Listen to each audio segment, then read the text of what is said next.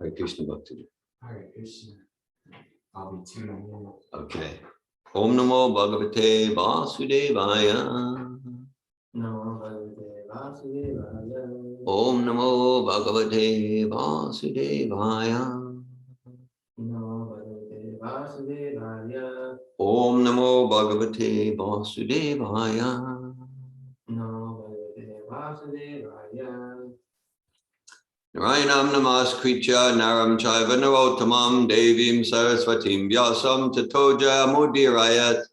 Before reciting the Srimad Bhagavatam, which is the very means of conquest, one should first offer respectful obeisances unto the personality of Godhead, Narayan, unto Narayan Rishi, the supermost human being, unto Mother Saraswati, the goddess of learning, and unto Srila Vyasadeva, the author. Nasta prayeshva bhadreshu nityam bhagavata sevaya bhagavat utamashloke bhaktir bhavati naistiki. It's September 11th, 2021. We're reading from Srimad Bhagavatam, Canto 2, Chapter 10, entitled Bhagavatam is the Answer to All Questions. We're on text 17. Text 17, Canto 10, Chapter 2. Pranena, Akshipata, Kshut, Trit, Antara, Jayate, Vibho, Pipasata, Jakshata, Cha, Prak, Mukham, Nirabidyata, Pranenakshi Patakshutrit, Antarajayate Vipo, Pipasato Jakshatascha, Pranmukam Nirabidyata, Pranenakshi Patakshutrit, Antarajayate Vipo, Pipasato Jakshatascha, Pranmukam Nirabidyata,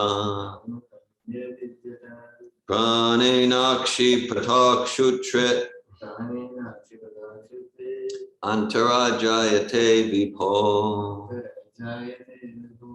Pipasato Jakshatascha, Pranmukam Nirabidyata.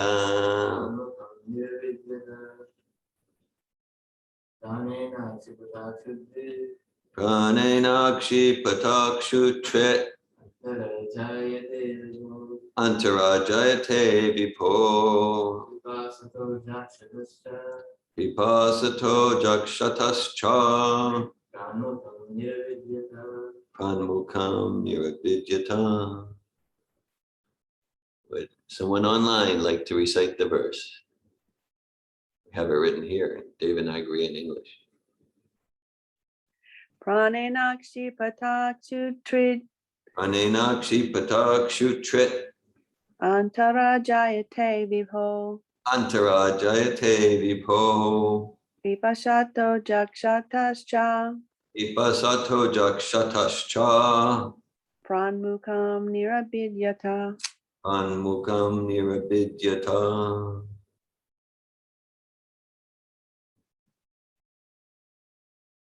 Okay, we'll go to the word for word.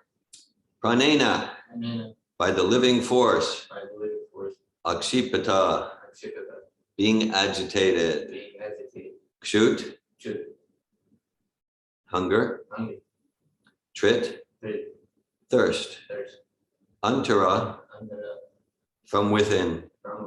Jayate, generates. Vibho, of the Supreme.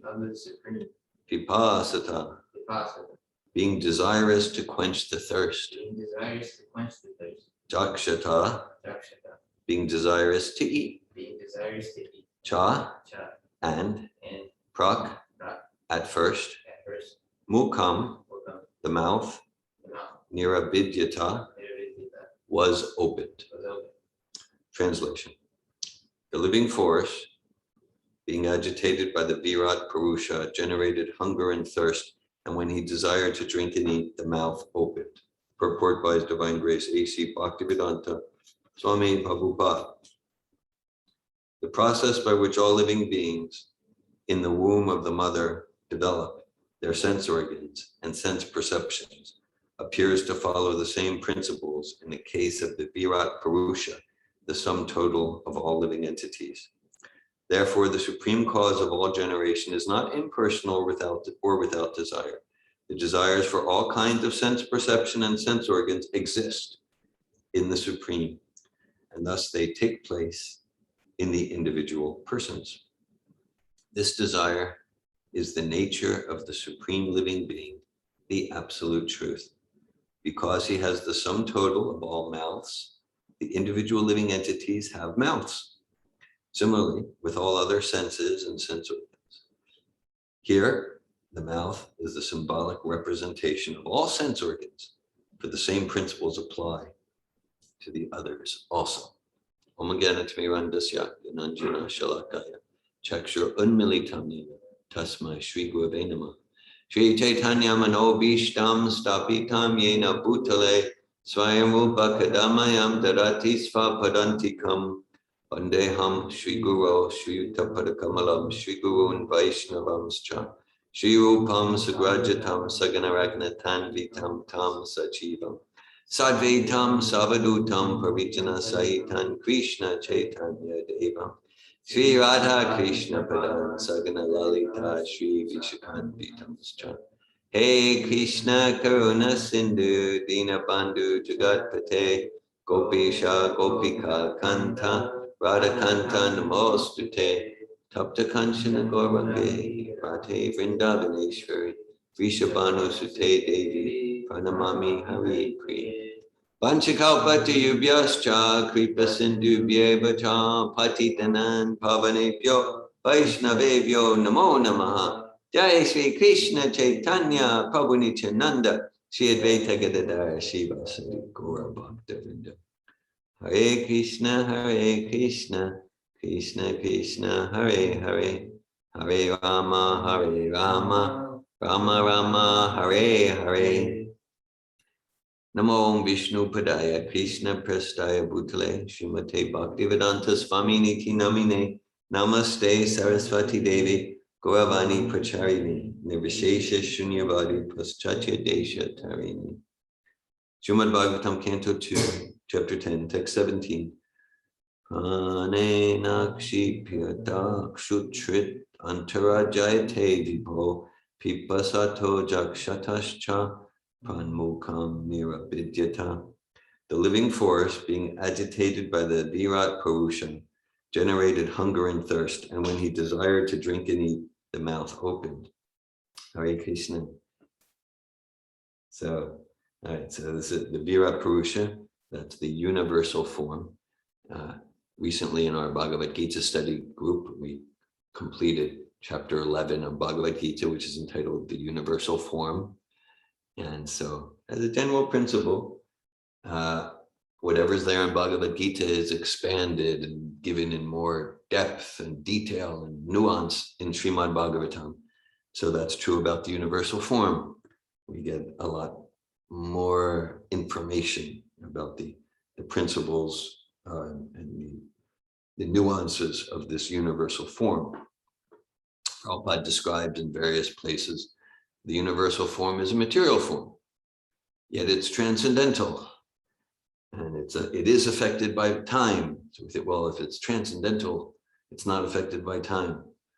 So, like for me, it helps to see like we get some general understanding sometimes about the different energies and principles, and at the same time, it's not helpful to try to put it in a box, just like in chapter 7 of Bhagavad Gita, Krishna says, Devi Esha Gunamayi Mama Maya Dhiratyaya Mameva Ye Prapajate Mayam Etam Tarantite. This material energy is practically impossible to overcome. One who takes shelter of me can easily cross behind it. No, so Krishna's referring to the material energy as Devi, Prakriti, divine energy. So it's material and it's divine.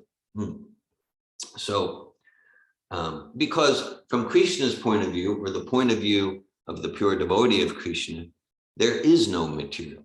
There is no material. Everything exists and is functioning and is moving for in service to Krishna. Yayatamam prapatante tamstataiva bhajamyaham mamavartmanavartante manusha partasarvasha. Krishna says, everyone's following my path.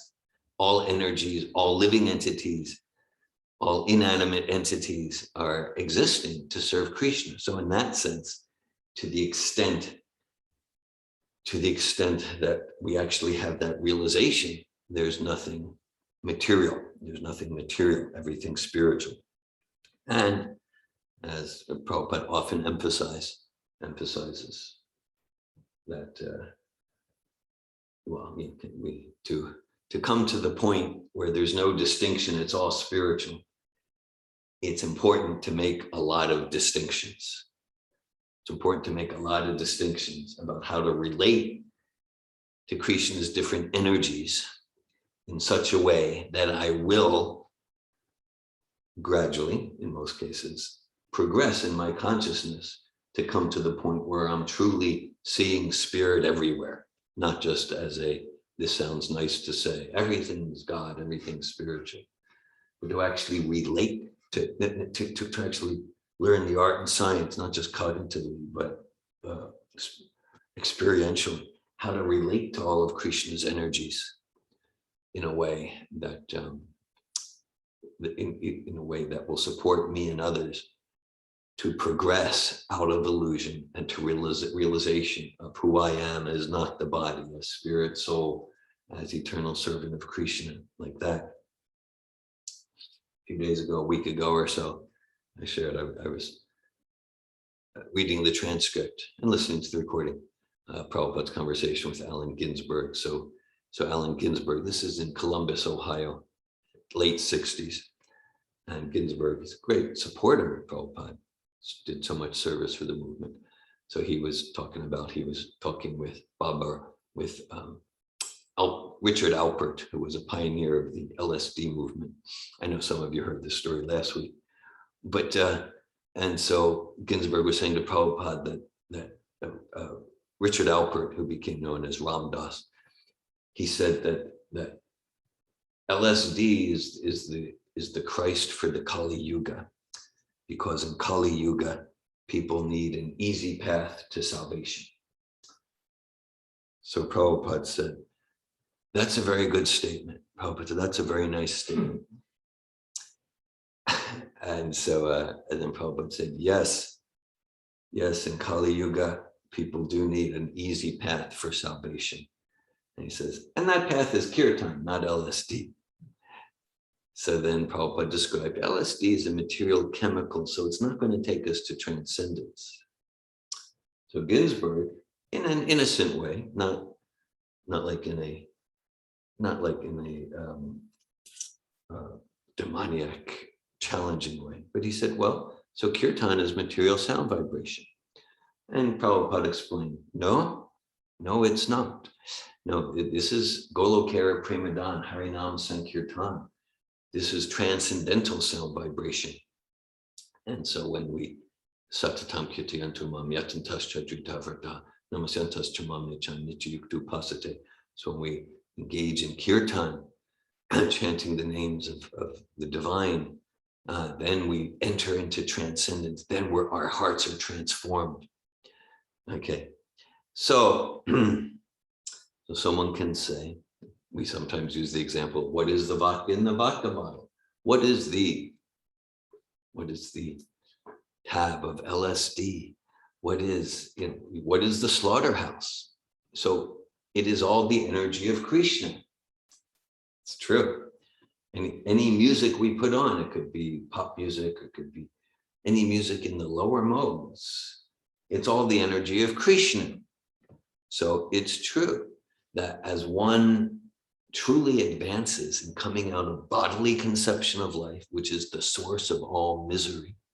That's why, like, Prabhupada's, apart from the stories, Bhagavatam, Krishna, Prabhupada's emphasizing so much how, like, giving us a process to realize who I am as spirit soul, misidentification of the self, the spiritual self with the temporary material body is the root cause of all anxiety. So this is compassion from Vyasadeva, Shukadev Goswami, Krishna, Arjuna, Srila Prabhupada, giving us a practical process to realize we're not this body, to realize who we are positively as spirit souls. But it's one thing to realize we're not the body. It's another thing to realize I'm spirit soul. And another thing to realize, so what does the spirit soul do in self-realization? Because without that knowledge, even if we have some inkling, I'm spirit soul, not the body, we'll just continue to serve the body and try to gratify it because we don't know anything else. So Prabhupada's giving this process of bhakti yoga. And so we practice the process, and then one comes to realization of seeing Andantarasta, Paramanu Chantarasta, seeing Krishna everywhere, and all of that. Okay. And then until that point, well, it's not like one point, it's a gradual continuum. So we need to be careful, conscious of how we associate with the different energies. And that's why, while it's true that sure, all energies are Krishna, there's a truth to that, just as the sun rays are the sun. Yes, the sun rays, the sun rays are not exactly the same as the sun, neither are they completely different. So that's achintya beta beta tattva, simultaneous one and difference. Similarly, all energies of Krishna, they're Krishna and they're not Krishna, not exactly the same and not completely different. So to the extent that we want to take to this process of self-realization, realizing who we are, spirit soul, not the body, realizing all the truths in Bhagavad Gita and Srimad Bhagavatam and all true eternal literatures. To the extent we want to realize this truth, then it's important to consciously take shelter in those energies that are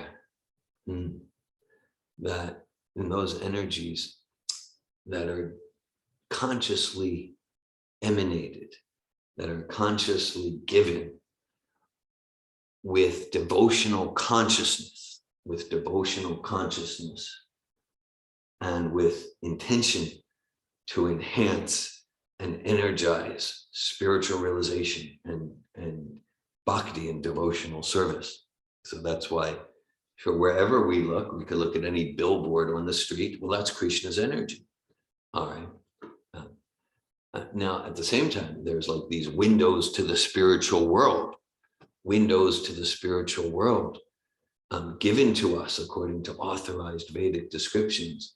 And we absorb our sense of sight in those images. Here, right here behind the computer, there's Shamati Primanjana Charita Bhakti Vilochanena Santa Sadaiva Vidaye Shuddhi Lokayanti Yam Shama Sundarama Chinja Guna Svarupam Govinda Madi Purusham Tamaham Bhajami. I worship Govinda, the primeval Lord, who is Shama Sundar, Krishna himself, possessing innumerable spiritual attributes, in whom the pure devotees see in their heart of hearts with the eyes of devotion, tinged with the salve of love. We have that Shama Sundar, Yam Shama Sundar Machinchaguna Swarupam picture, a tapestry here on the wall. So these are these are transcendental images where the form is non-different from the person. And then there's genuine kirtan, it's transcendental sound vibration. And we smell the incense offered to Srila Prabhupada. Right? The four Kumaras were realized impersonalists, and they got a whiff of the fragrance of the tulasi flowers offered at the feet of Lord Vishnu. They were completely transformed into devotees. So the process entails consciously giving ourselves, taking shelter in those sensory stimuli, fragrance, taste, sound, form, those sensory stimuli that are particularly revealed to us for the purpose of enhancing our bhakti. Okay, sure, everything's Krishna. And if we're, for the most part, if we're absorbed in other sorts of stimuli, we want to endeavor, okay, how to see Krishna there, even in forms that are not revealed, that are not of transcendental mode, sounds that are not of transcendental mode, how to see Krishna there. And if we're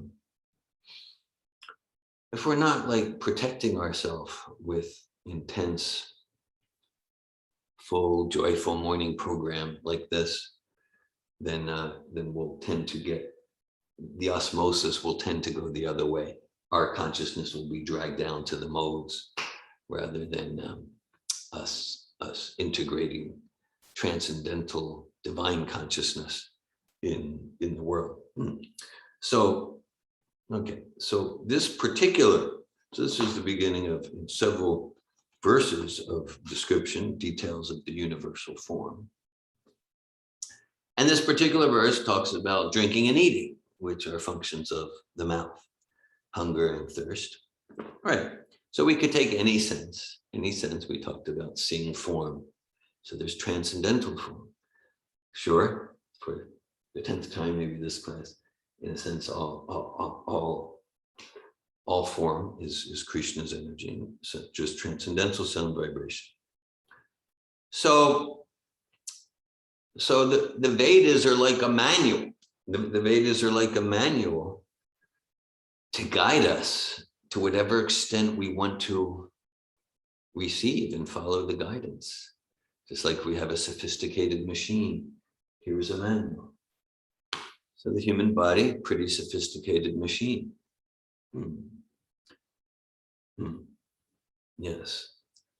Ishvara sarvabhutanam videsha junatishthati brahmyan sarvabhutani yantrudani maya. So the super soul, Krishna, has super souls in our heart, and he's guiding us according to our material whims or spiritual intentions. And we're on the machine of material energy. So it's kind of a pathetic, degrading situation. You're just kind of like, it's like a horror movie, to be like stuck on a machine, like a horror movie.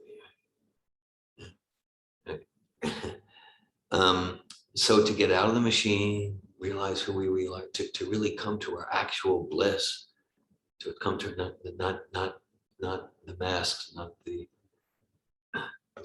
masks like Facebook's face masks, Facebook. Right? Like it was after one advanced course, and it was at the graduation. It was here in North Florida, and one woman shared with the group, which was included guests and like that. She shared with the groups. Now, after this course, we can actually live the lives that we pretend to live on Facebook, like that.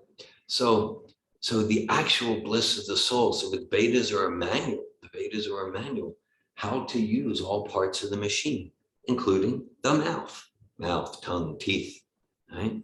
So Krishna describes it's a man. There's no force. We get to choose, follow the manual or ignore it at our peril, at our possible risk. Yeah. Pacham pushpam phalam tvayam yome bhakti prayachati tadham bhakti paratam ashvami prayatatmana. Krishna describes that it's so, okay, because eating, this describes, the principle is janmadyasya yata, whatever exists in the effect must exist in the source. We eat, so our source, personal source, must have eating.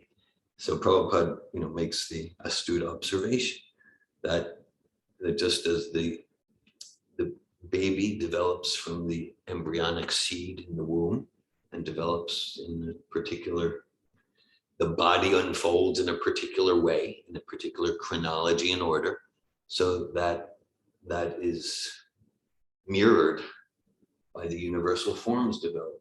No, the embryonic development mirrors the universal form development. Just like sometimes it's said, Prabhupada uses the term, Krishna has a human-like form. More precisely, our form is Krishna-like in the Bible, in the first chapter of Genesis. It's just got B'Tselem Elohim. The human form is in the image, B'Tselem, B'Tselem Elohim. That's right. That's right, like a verse or two before, where God in the Old Testament says, and for humans, the proper food is, he lists all vegetarian foodstuffs, no meat eating. And of course, as time went by, it was clear that many there weren't willing to follow that. So then God gave like the laws of kashrut. Okay, if you're going to kill animals, okay, to kind of like Narada Muni to Mrigari the hunter.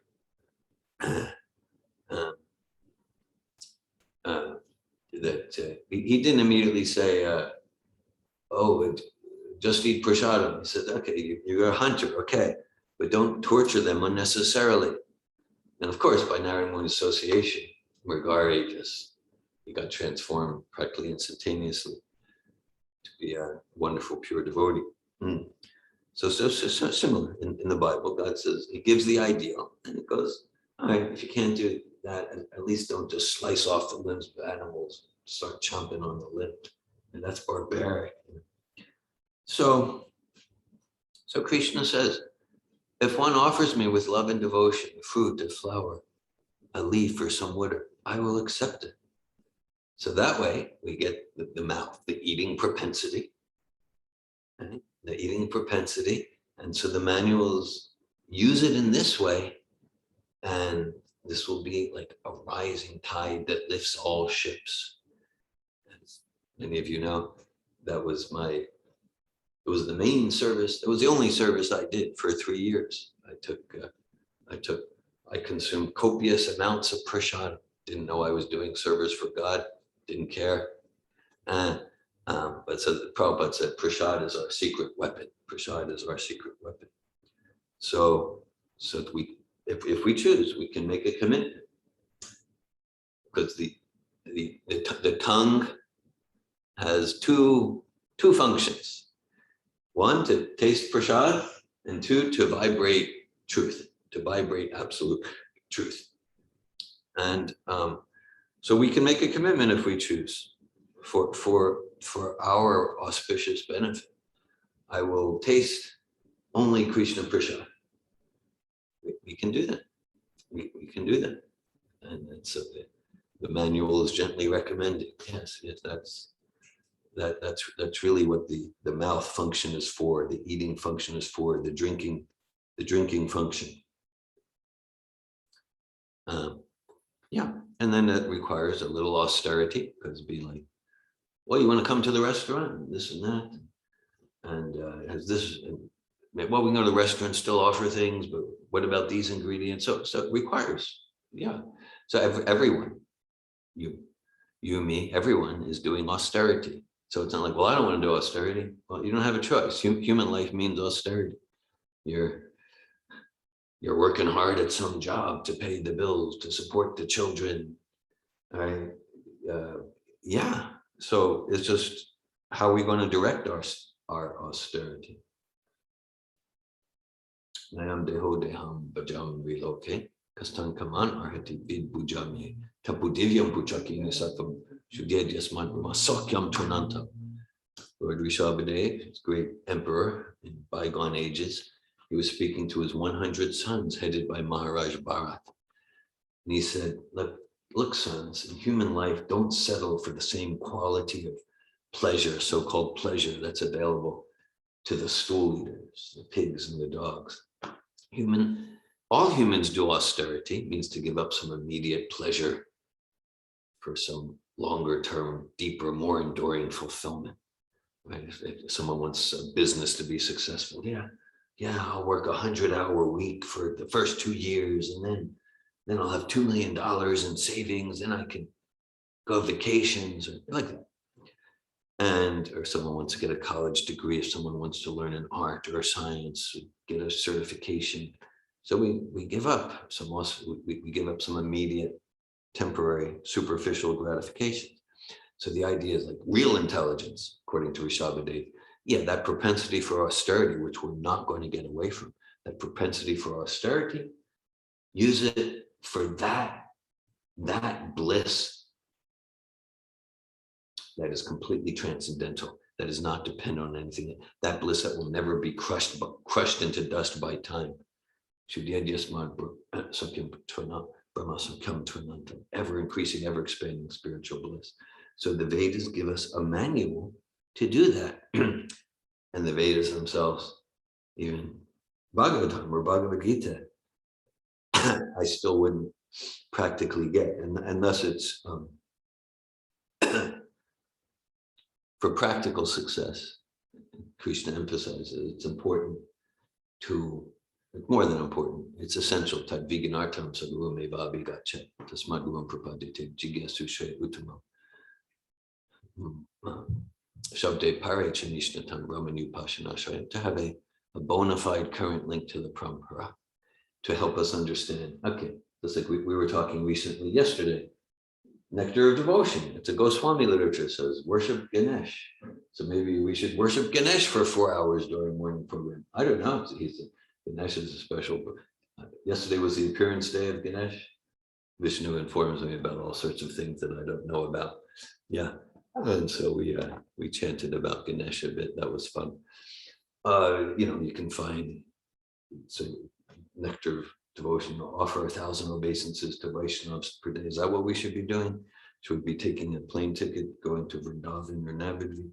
So Prabhupada, our current link to the Parampara, he's especially empowered as our current link to say, here's what's particularly important for you in this manual.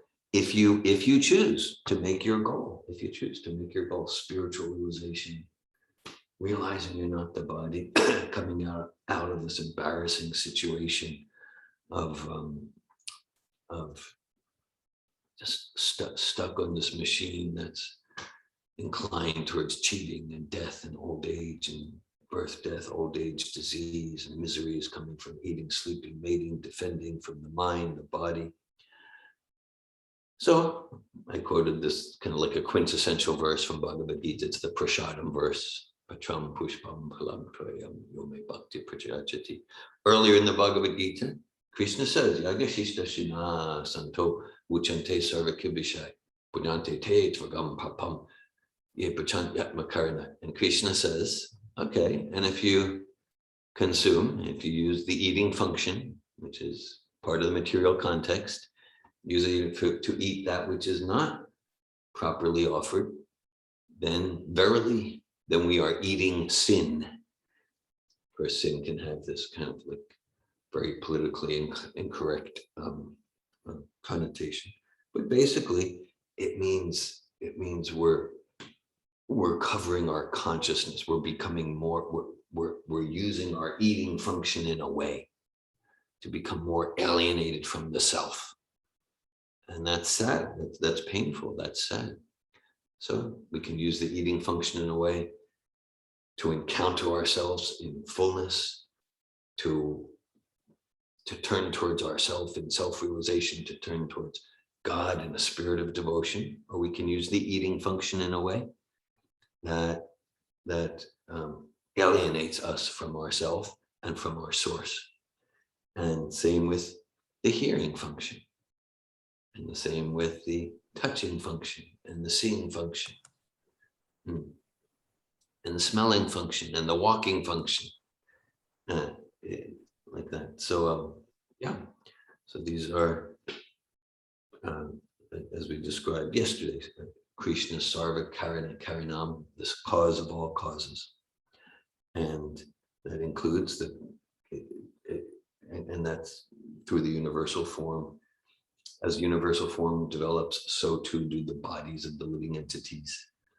And yeah. And then, so just like sometimes it is said, or the argument's given, like, well, yeah, so like if this body is material, this mouth is material, so how can we make spiritual advancement if it's material? Okay, so we can, because that's exactly what this body's meant to do. That's exactly this. The tongue's meant, we can say it's a material tongue. No, the tongue's meant, it's true, but the tongue's meant to make spiritual sound vibration. Hare Krishna, Srimad Bhagavatam. The eyes are meant to absorb in spiritual form and then to become purified. Atashi Krishna Namadi Nambaved Graim Indriyai Seva Mukhi Jividel Svayameva Sparat Yada. We purify our eyes. And the legs are meant to dance in kirtan.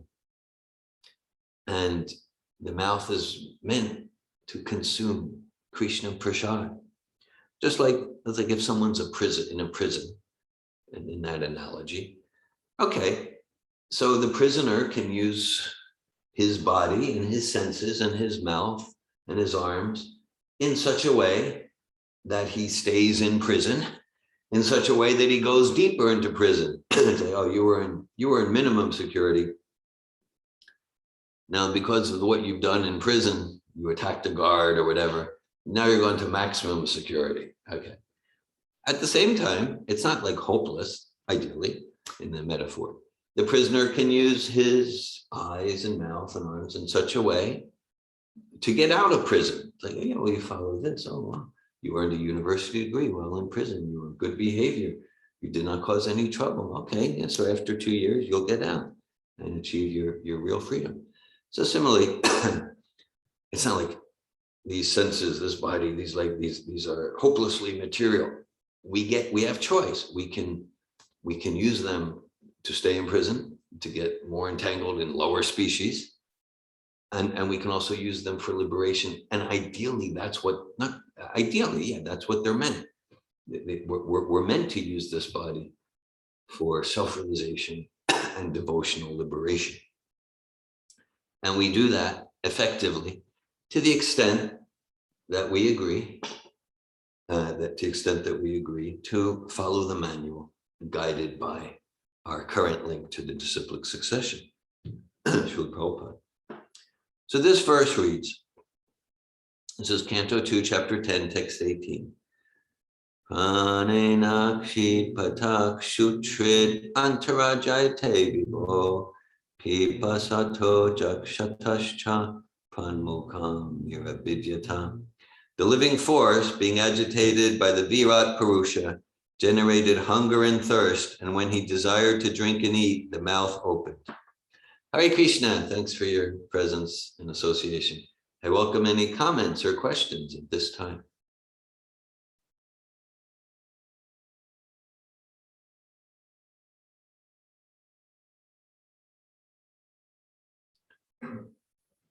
Vishnu.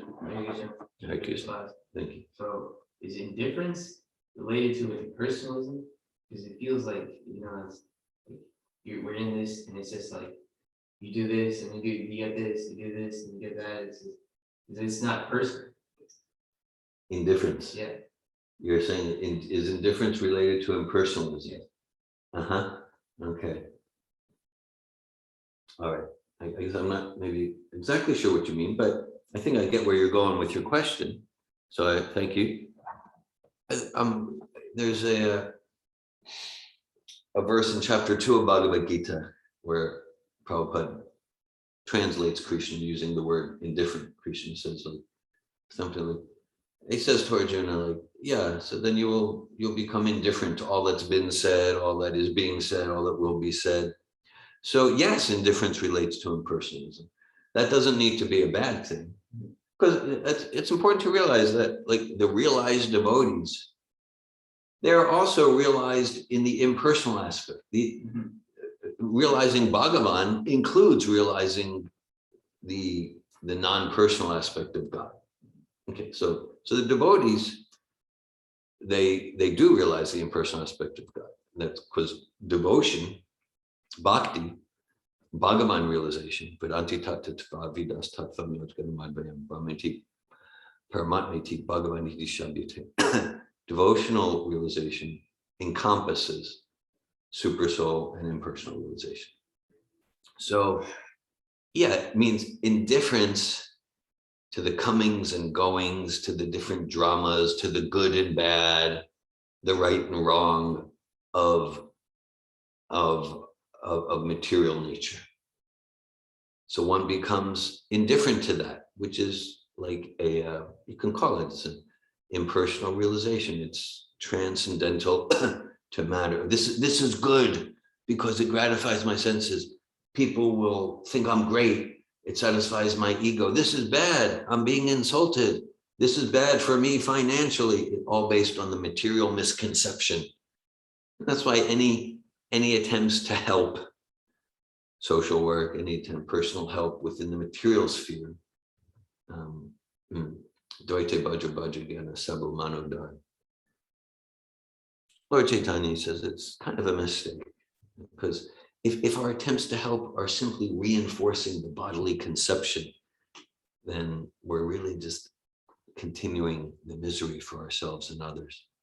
Of course, when Prabhupada would hear, when Prabhupada would hear that his devotees did good deeds in society, he was very pleased.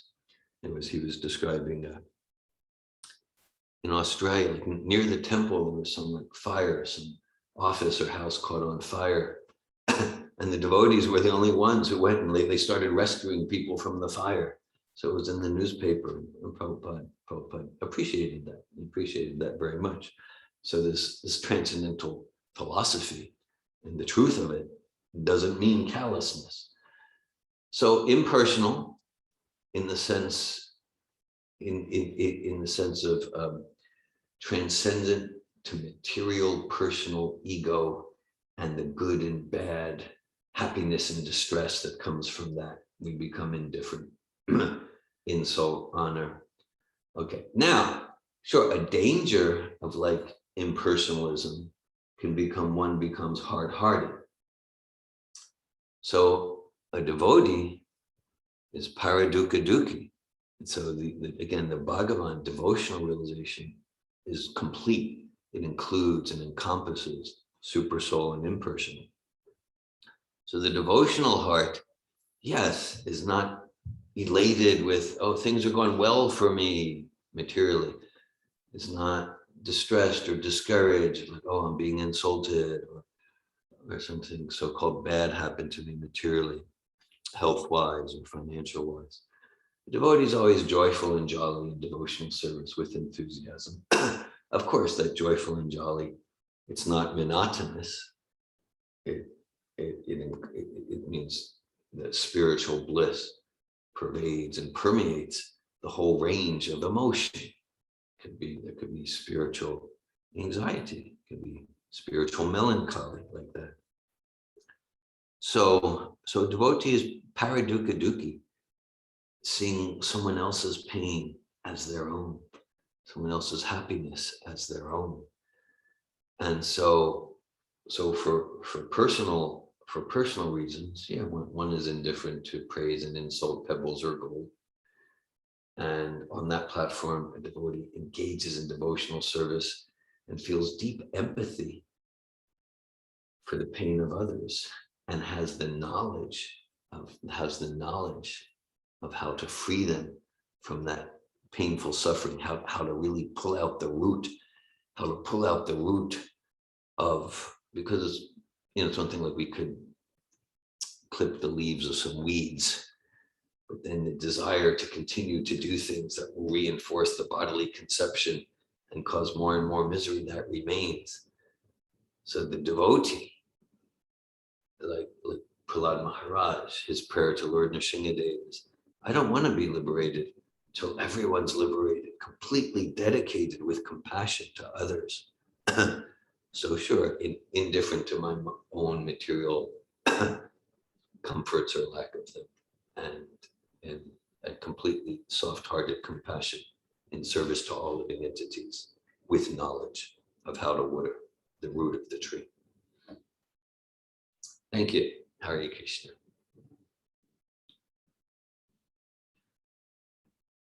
Thank you, Vishnu. Any other comments or questions? Or sharing realizations at this time? I really appreciated Vishnu's question, and also I appreciated your response to his question very much about, and I remember, I think it was in chapter 9, we read how anything materialist is also described by the Lord as impersonal.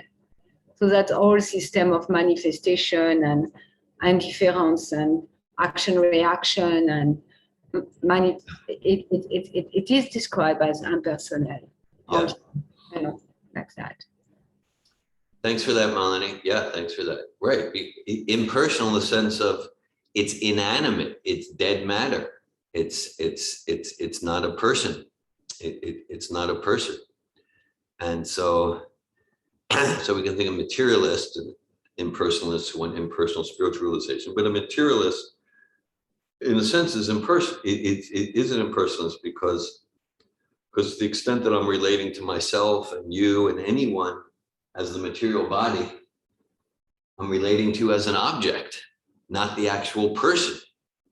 The actual person is that spirit soul. The actual person is the spirit soul. And so, there's a lot of talk in the world about objectification, right? Objectification, exploitation based on objectification. Okay. But so the good news is that through Srila Prabhupada's teachings and this process of Srimad Bhagavatam Bhakti Yoga, we get a real process to not objectify people, starting with ourselves. And to the extent that we're not realized in who we are as spirit, soul, not the body, then we're going to objectify ourselves and others, whatever the political rhetoric may be, because it's matter, the bodies, these are dead, these are impersonal, these are inanimate. We're treating them like they're the person. I mean, like sometimes like someone will give their car a name, usually the name of a girl or a woman, but they'll give the car the name. But the idea is, my car is this is like a person, and then the human being becomes objectified. But all human beings, all animals, all plants, we're objectifying all of them to the extent that we're not seeing Dijavinaya Sampane, Brahmane Gavihastin, Shuni Jeva Sopakicha, Pandita Samadarshina, to the extent that we're not seeing their essential spiritual nature, spiritual spark, and the core of the spiritual spark, the super soul spark. Thank you, Melanie. Anything else? Hare Krishna.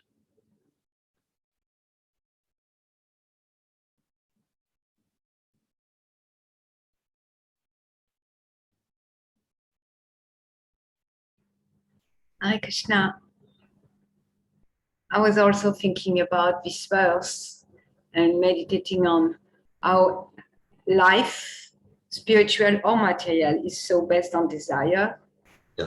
And here there's that principle so highlighted. And also from our desire, we get nose and ears and all that. And then also we get the object of our senses also from our desire. So I was just meditating on that when you were reading the verse. Thanks for that. Yeah, that's a whole essential part of the verse I didn't even touch on, because it said when he desired to drink and eat. So the whole, because I mean, in one sense, it can sound like something really new age. We create the universe.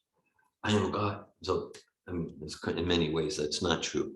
But yeah, in the whole material universe, the universal form, its manifestation, is because of us, because of our desire, because of our desire to enjoy eating in a certain way, to enjoy smelling, to enjoy touching, to enjoy moving in a certain way, we get a particular body. And this describes like the whole mechanism of how that body begins to unfold, starting with the Virat Purusha.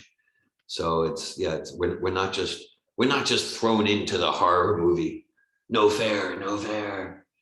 No, we Bhagavad Gita, Shariram Yadavatnoti Yachapyu Kamanishram Gritvatani Semitik Vayoganani Vashaya. According to our particular desires that we've filled our consciousness with, then just as the air carries aromas, I'm just reading a Bhagavatam lecture yesterday from Prabhupada, and he says, he said, the air is subtle, relatively subtle compared to earth and fire. And if the air passes over a rose, then you get a rosy scent. And if the air passes over stool, then you get a stool scent. So Prabhupada says, so are you living your life to be rosy or to be like stool, like that?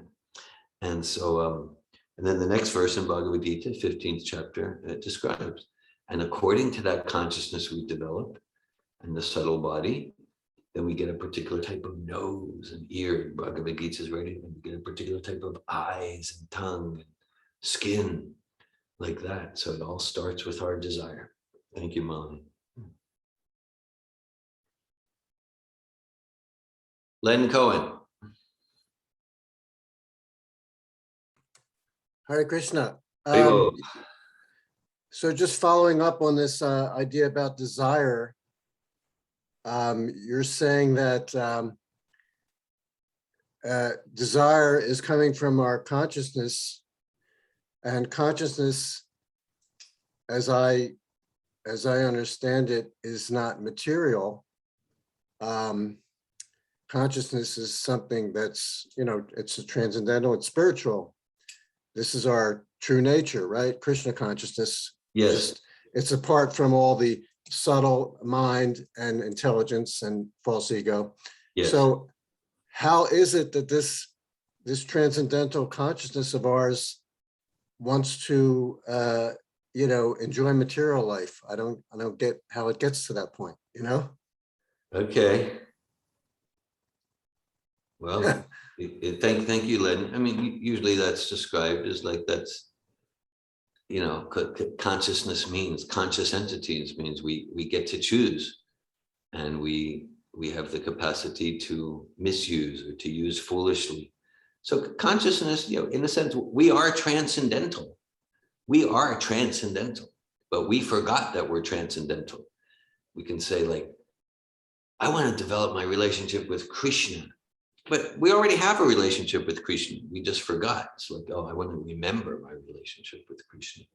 Just like a few analogies. Okay, so the person sleeping on the bed can be absorbed in a dream, and maybe it's a happy dream, maybe it's a scary dream. But the actual person on the bed has nothing to do with the dream, right? The actual person. Now, while we're in the dream, we forget, I'm actually this person on the bed with particular friendships, and I live in a particular house in a particular town, and I have these particular responsibilities, and here's the sports I like to play, like that. But while we're absorbed in the dream, we forget that. We forget that. But so just like light is always white, and it can be filtered through red paper or blue paper or yellow paper, representing the three gunas, the three modes of nature. And so it's accurate to say we are transcendental. The soul is conscious and consciousness, and the soul is transcendental. And through misuse of free will, we've forgotten that we're transcendental. And so this is this bhakti yoga. It's a process to reawaken, to reawaken ourselves to our transcendental original nature. Thank you, David. Thank you, Len.